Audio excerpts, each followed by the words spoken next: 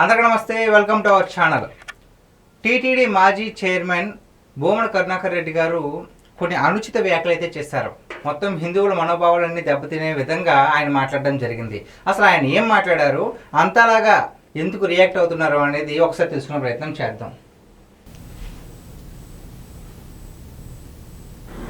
ఈ రోజున వాళ్ళ అధికారంలోకి వచ్చిన తరువాత టీటీడీ పాలక మండళ్ల తీరు ఏ స్థాయికి దిగజారిపోయింది అనడానికి నిదర్శనం మలమూత్రాల మధ్యన, అక్కడ బీరులు బ్రాందీ బాటిళ్ల మధ్యన, తాగుబోతుల మధ్యన శ్రీ మహావిష్ణువు విగ్రహం దిక్కు లేకుండా ఉండేటువంటి పరిస్థితి ఇక్కడ దాపురించింది. ఇంతకంటే అపచారం మరొకటి ఉన్నదా? ఇంతకంటే దైవద్రోహం మరొకటి ఉన్నదా?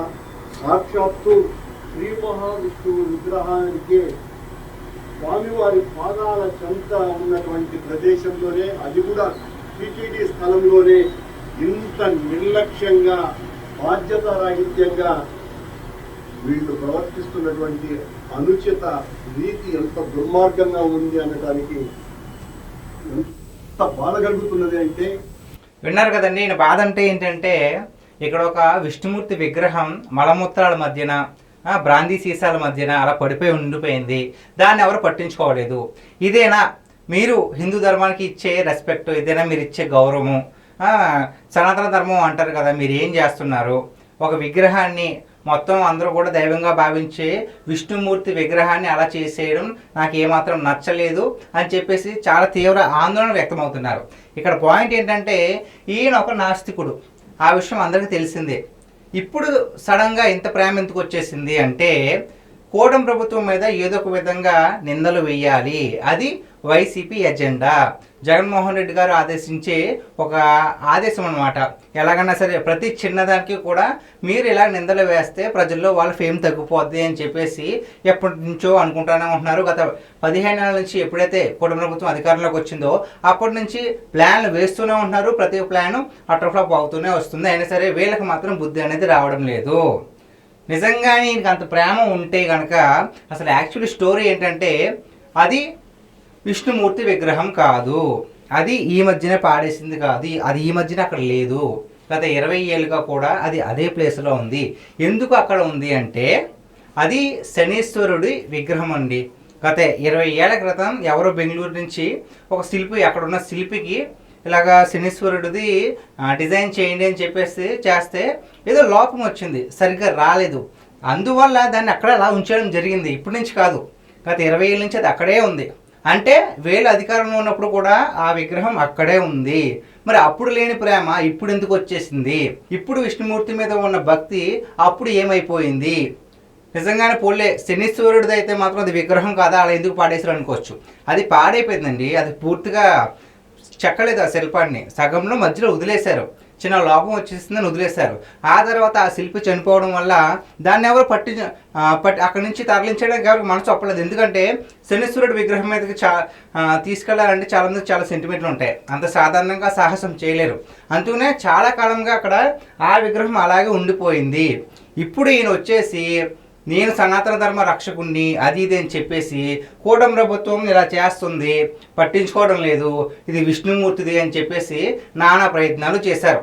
ఇప్పుడు ఈయన మీద కేసు అయితే నమోదయ్యడం జరిగింది. అసలు ఎందుకు కేసు పెట్టారనేది ఒకసారి తెలుసుకునే ప్రయత్నం చేద్దాం. హిందువుల మనోభావాలు దెబ్బతీశారని భూమనపై కేసు. చూసారు కదండి. అంటే ఒక తప్పుడు వార్తను ప్రచారం చేశారు అని చెప్పేసి ఆయన పైన కేసు అయితే నమోదవడం జరిగింది.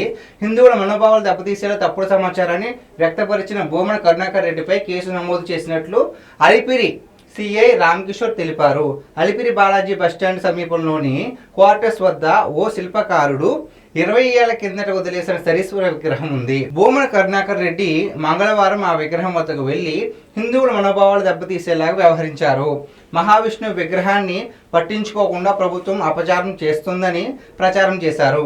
దీనిపై తిరుమల తిరుపతి దేవస్థానం డిప్యూటీ ఈఈ గోవిందరాజులు ఇచ్చిన ఫిర్యాదు మేరకు కేసు నమోదు చేసి దర్యాప్తు చేస్తున్నామని సిఐ తెలిపారు. చూశారు కదండి, ఒక తప్పుడు వార్తని ప్రజల్లోకి తీసుకెళ్లి హిందువుల మనోభావాలను దెబ్బతీశారనే కారణం చేత ఆయన పైన అలిపిరి సిఐ రామకిషోర్ గారు కేసు నమోదు చేయడం అయితే జరిగింది. ఎందుకు అంటే వాస్తవం కాదు. అది మనోభావాలు దెబ్బతినేలాగా ఓహో ఇది నిజమేనా అనుకునే వాళ్ళు కూడా చాలామంది ఉంటారు. అలా అనుకుంటే కనుక ఎంతమంది మనోభావాలు దెబ్బతింటాయండి? అది నిజమే కదా. అంటే అక్కడ ఆ విగ్రహం విష్ణుమూర్తి విగ్రహంలాగా ఉండడం ఏమో చాలామంది చూసి ఉండరు, కానీ ఈయన చెప్పింది నిజం అనుకునే వాళ్ళు చాలామంది ఉంటారు. మరి సడన్గా ఇంత ప్రేమ హిందువులపైన వీళ్ళకి ఎందుకు వచ్చింది? ఈరోజు ఇప్పుడు భూమన కరుణాకర్ రెడ్డి గారు హిందువులపైన ఎంత ప్రేమతో మాట్లాడుతున్నారు కదా, మరి వాళ్ళ అధికారంలో ఉన్నప్పుడు ఈయన టీటీడీ చైర్మన్గా ఉన్నప్పుడు తిరుమల ప్రసాదంలో లడ్డు ప్రసాదంలో జంతువుల కొవ్వు కలిసింది అనే ఒక పెద్ద ఆరోపణ వచ్చింది. దానికి ఏమంటారు? అంతేకాకుండా అన్యమతస్థులు అనేది అక్కడ ఉద్యోగాలు చేయకూడదు. చాలామంది అన్యమతస్థులకు ఉద్యోగాలు ఇచ్చి అక్కడ ఒక హిందువుల మనోభావాలు దెబ్బతీసే ప్రయత్నం మరొకసారి చేశారు. అంతేకాకుండా చాలామంది టిక్కెట్లు తీసుకుని అడ్డగోలుగా అమ్ముకుని అడ్డగోలుగా సంపాదించుకున్న వ్యక్తులు కూడా చాలామందే ఉన్నారు మీ హయాంలోనే. మీరు ఇప్పుడు వచ్చేసి ఏదో ఒక బురద చల్లాలి అని చెప్పేసి ఇలాంటి ఒక తప్పుడు ఫేక్ ప్రచారాన్ని అయితే మీరు ఇలాగా చేసి ప్రయత్నించి మళ్ళీ ఫెయిల్ అవ్వడం అనేది మరి అది మీ బుద్ధి లేనితనానికి వదిలేయడం జరుగుతుంది. ఆ తర్వాత భూమన కరుణాకర్ రెడ్డి గారిని అక్రమంగా అరెస్ట్ చేయడానికి రంగం సిద్ధం చేస్తున్నట్లు విశ్వసనీయంగా తెలిసిందని, ఆయన అరెస్టుతో తమ నోరు మూయించలేరని కరుణాకర్ రెడ్డి కుమారుడు పార్టీ తిరుపతి నియోజకవర్గ సమన్వయకర్త భూమన అభినయ్ రెడ్డి మంగళవారం ఓ ప్రకటనలో పేర్కొన్నారు. తిరుమల తిరుపతి దేవస్థానం ఇంజనీరింగ్ పనుల్లో అవినీతి జరిగిందంటూ విజిలెన్స్ అధికారులు కొంతమంది కాంట్రాక్టర్లతో అనుకూల స్టేట్మెంట్లు ఇప్పించినట్లు తెలిసిందన్నారు. చూశారు కదండి, తన తండ్రి మీద అక్రమంగా అరెస్ట్ చేద్దామని చెప్పేసి ఇలాంటి కేసు పెట్టారు అని చెప్పి ఎవరైతే ఆయన కుమారుడు ఉన్నారో అభినయ్ రెడ్డి, ఆయన ఇలాంటి స్టేట్మెంట్లు అయితే ఇస్తున్నారు. ఏది ఏమైనా అది అక్కడ ఉన్నది శనీశ్వరుడు విగ్రహం అని చాలామందికి తెలుసు. ఎన్ని బురద జల్లే ప్రయత్నాలు చేసినా సరే, ఎంతమంది ఇలాగ హిందువుల మనోభావాలు దెబ్బతీసే ప్రయత్నాలు చేసినా సరే దేవుడు అనేవాడు ఉంటాడు. మనం చేసిన తప్పు ఈ జన్మలో చేస్తే ఏదో జన్మలో తగులుతుందని ఒకప్పుడు మాట. ఇప్పుడు అప్డేట్ అయింది, ప్రతిదీ అప్డేట్ అయింది. ఈ జన్మలో చేసిన పాపాలు ఈ జన్మలోనే మనం పాపం అనుభవిస్తాము. అదేవిధంగా ఇలాంటి తప్పుడు ప్రచారం చేసినందుకు ఖచ్చితంగా ఆ దేవుడు ఆయన్ని త్వరలోనే శిక్షిస్తారని ప్రతి ఒక్కరు కోరుకుంటున్నారు. మరి ఈ వీడియో పైన మీ విలువైన అభిప్రాయాన్ని కామెంట్ రూపంలో తెలియజేయండి. Thank you.